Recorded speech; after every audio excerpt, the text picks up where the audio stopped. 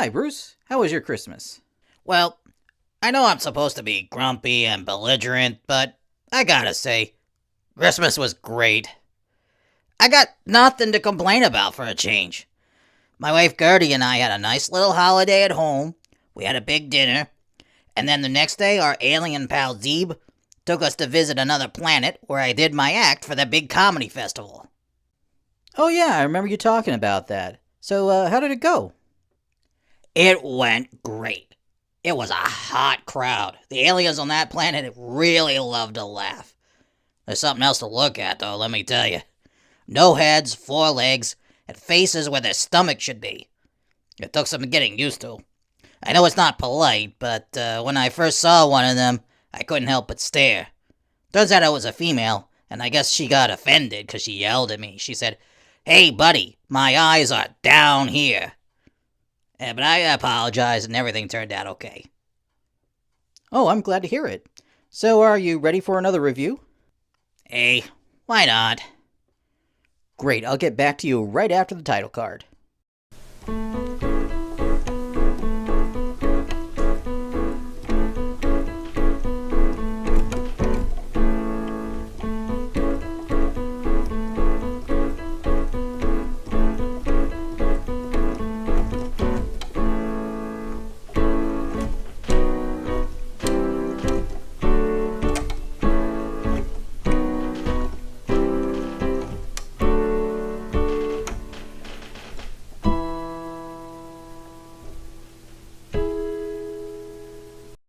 Hello, everyone, and welcome to the Commander Go Show. And please welcome my co-host, Dinosaur Extraordinaire Bruce, the Belligerent Brontosaurus. Hello, mammals. So, what are we reviewing this time? Our review today is the SpongeBob movie, The Search for Squarepants. SpongeBob? Yeah. Go. I know you. You're like this geyser of pop culture nonsense. You spew out some pop culture reference at least once every 15 minutes. But I have never once heard you mention SpongeBob. So why are we doing SpongeBob now? Okay, you're right. I've never really been into SpongeBob before. But there's a new movie out now, and I thought maybe it's time to give SpongeBob a try. After all, SpongeBob has been quite popular for a long time, so maybe there's something more to SpongeBob that I'm missing. Maybe there's something there that I just didn't see before. Oh, yeah. We're gonna watch SpongeBob and unlock the mysteries of the universe.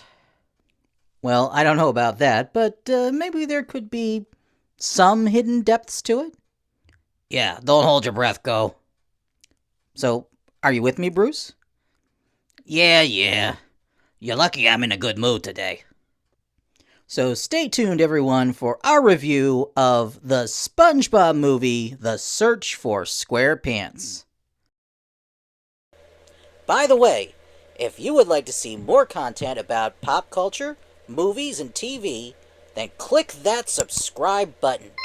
And hey, it just might brighten your day too. And now, on with the show.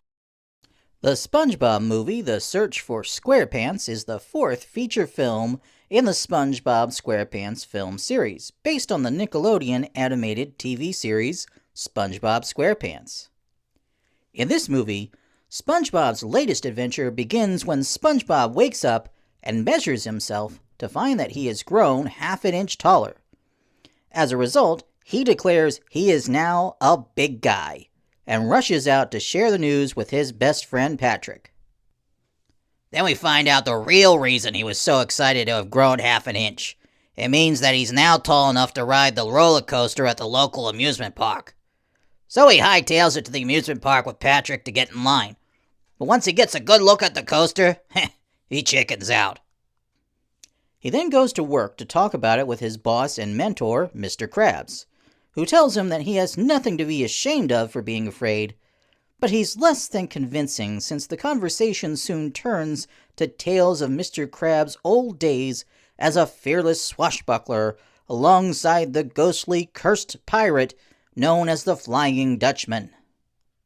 So this means that SpongeBob now thinks that if he becomes a swashbuckler and earns his swashbuckler certificate, he'll be fearless enough to ride the roller coaster.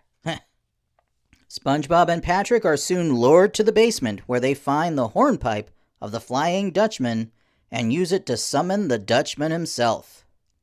The ghostly pirate promises to take SpongeBob to the underworld, where he will train him to be a swashbuckler.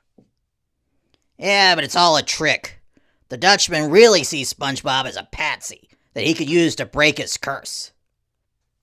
Mr. Krabs soon learns what happened to SpongeBob and sets out for the underworld to rescue him, along with Squidward and SpongeBob's pet snail, Gary. But will they reach him before the Dutchman seals his fate? So, go. Now that you've watched SpongeBob, do you now know the answer to life, the universe, and everything? Yep, sure do. Wait, you do?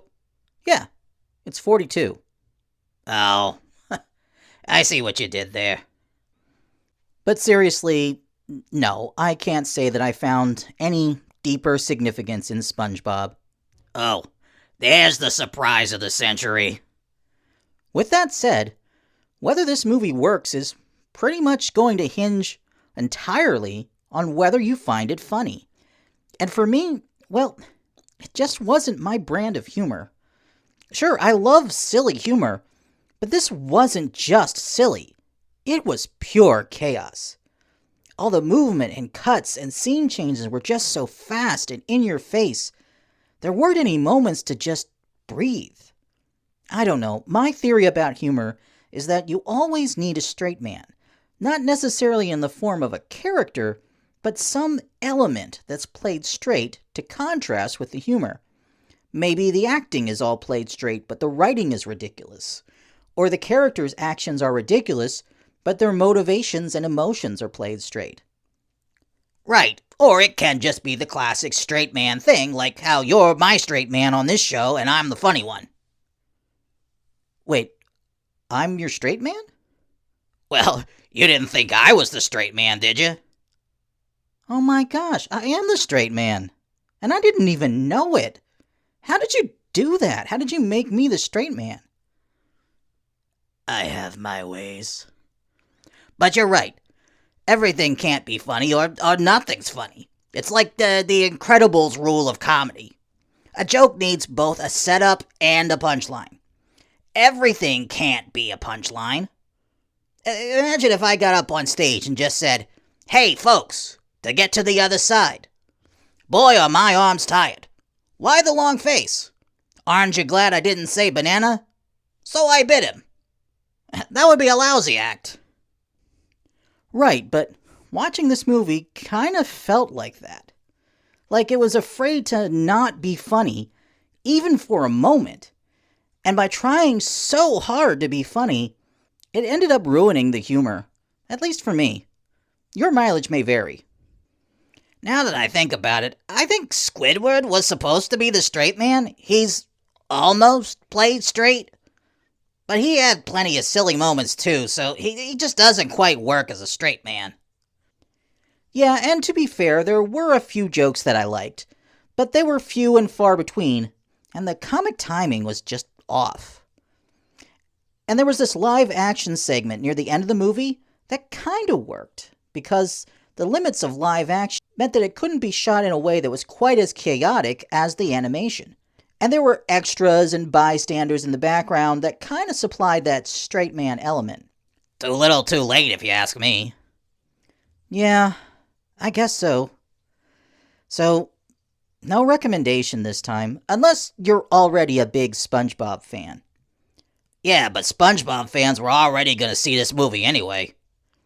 True, but if the chaotic humor isn't your cup of tea, you won't find anything in The Search for Squarepants to change your mind. Okay, so sounds like the review's over, so now I'm out of here. Oh, don't leave just yet, Bruce. I have a belated Christmas present for you. Oh, you didn't have to do that, Go. I didn't get you anything. No, I couldn't possibly accept it. Okay, give it to me. What is it? Bruce, I'm giving you February. Oh. Thanks.